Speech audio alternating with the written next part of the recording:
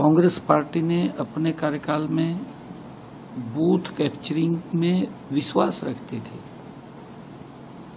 बूथों को लूटना, बूथों के अंदर अव्यवस्था फैलाना, लोगों को डराना, लोगों को धमकाना और वोट को लूटना, ये कांग्रेस की फितरत रही है। आजकल क्योंकि कौन, मुझे नहीं पता लगता कौन इसको स्क्रिप्ट लिख करके दे रहा है, वो कौन सा महान भाव है जो राहुल गांधी को स्क्रिप्ट लिख के दे रहा है, उसको तो सम्मानित करना बनता है। क्योंकि वो व्यक्ति जब पहले कांग्रेस का सुपड़ा साफ हो रहा था, भी स्टेट में से भी हार गई, इसमें से भी हार गई, तब ये ईवीएम को दोष देते थे और ये बात बोलते थे कि ईवीएम खराब है। इन लोगों ने उसको नकार दिया और उसको इन्होंने भी देख लिया कि ईवीएम तो ठीक है, ईवीएम की तो कोई गलती नहीं है। और उसके बाद फिर दूसरी स्क्रिप्ट लिख कर दी राहुल को कि भाई ये डॉक्टर भीमराव अंबेडकर जी ने जो पवित्र संविधान का निर्माण किया, उसकी बुक ठेका घूम ले, और ठेका घूमने लग गया। उससे भी कुछ नहीं निकला, सुपड़ा साफ हो गया कांग्रेस का तीसरी बार।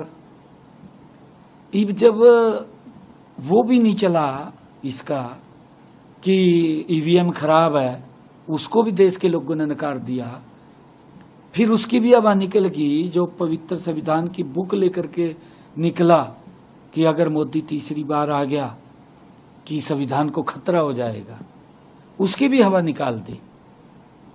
अब तीसरा मुद्दा लेकर के आगे नहीं, इंडी गठबंधन के लोग, अरे किस प्रकार की अभद्र भाषा का प्रयोग इन्होंने किया है। देश के यशस्वी प्रधानमंत्री, दुनिया के सर्वमान्य नेता, अरे मोदी जी ने गरीब व्यक्ति के हित के अंदर काम कर रहे हैं। उसकी जो तपस्या है, उसकी जो मेहनत है, कांग्रेस तो उसके लाग पास भी नहीं है। कांग्रेस ने भ्रष्टाचार किया है। आज भी कांग्रेस का नाम लेते हुए भ्रष्टाचार की बू आती है। ये हालात कांग्रेस की है। देश ने नकार दिया इनको और ये सुर्खियों में बढ़ना चाहते हैं।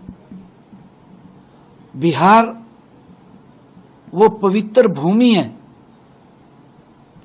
वहां पर महान ऐसे व्यक्तियों ने जन्म लिया है। महात्मा बुद्ध जैसा व्यक्तित्व वो उस पवित्र भूमि पे, और वहां पर चाणक्य जैसे व्यक्ति उस भूमि ने दिए हैं। और वहां गुरु गोविंद सिंह जी का वहां जन्म हुआ है, उसका बर्थ प्लेस है। और बिहार की वो भूमि जहां सीता माता जहां से आती है। किस प्रकार की भाषा बोल रहे हैं? देश से माफी मांगनी चाहिए, क्योंकि ये फ्रस्ट्रेशन में आ गए इंडी गठबंधन के। राहुल गांधी तो लोकसभा नहीं चलने दे रहे। भाई तेरे पास मुद्दा भी तो होगा कुछ, क्या मुद्दा है? मुद्दा तो है नहीं। आप इधर उधर की बात करते हैं, झूठ बोलते हैं, झूठ बोल करके आप उस झूठ के ऊपर लोग भी हंसते हैं कि इस प्रकार का झूठ। अब लेकर के आगे वोट चोरी हो गया। अरे वोट चोरी आपने तब नहीं देखा, आपके तो डीएनए के अंदर वोट चोरी है। कांग्रेस के डीएनए में वोट चोरी है। कौन नहीं जानता?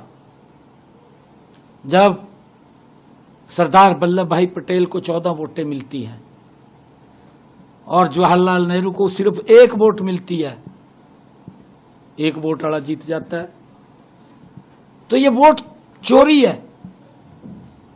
आज तो ट्रांसपेरेंसी के आधार पर मोदी जी काम कर रहे हैं, देश को आगे बढ़ा रहे हैं। इनको पीड़ा हो रही कि हमारे भ्रष्टाचार के रास्ते बंद हो गए। और ये, अरे मोदी जी को गाली दे लो, मोदी जी की माता के ऊपर अभद्र टिप्पणी करना ये दुर्भाग्यपूर्ण है। देश से माफी मांगनी चाहिए। और इनको बिहार के लोग, देश के लोग बाहर का रास्ता दिखाने वाले हैं, तो ही चाहे वो तेजस्वी है। कौन नहीं तेजस्वी के उसको जानता चेहरे को। अरे वो भ्रष्टाचार की दलदल में पला है। राहुल भी भ्रष्टाचार की दलदल में पला है, भ्रष्टाचार के अंदर पनपे हैं। तेजस्वी भी भ्रष्टाचार में पनपा है। अरे भ्रष्टाचार के अंदर जहां आपका जन्म हुआ हो, आप दूसरे को ऊपर उंगली उठाते हैं। कोई अधिकार नहीं है इनको उंगली उठाने का। माफी मांगनी चाहिए इनको। ऐसी पवित्र भूमि के ऊपर जाकर के इस प्रकार की अमर्यादित बातें करना, अमर्यादित टिप्पणी करना। अरे नरेंद्र मोदी तपस्वी व्यक्ति है, उसकी मेहनत को देखिए ना। गरीब व्यक्ति को धरातल से उठा करके छाती पर लगाने का काम कर रहा है। गरीब व्यक्ति को उसने संबल दिया, उसको आगे बढ़ाया, मजबूत किया, सशक्त किया। कांग्रेस के समय में तो कांग्रेस ही राहुल गांधी और मजबूत होया, या इनका वो बाढ़ मजबूत होया। लालू ने अपने बेटे मजबूत कर दिए, बाकी बाढ़ में जाओ, बाकी तो अपना करी जो काम। और क्या, ऐसी हालत है इनकी, तो खत्म हो चुके हैं इनका।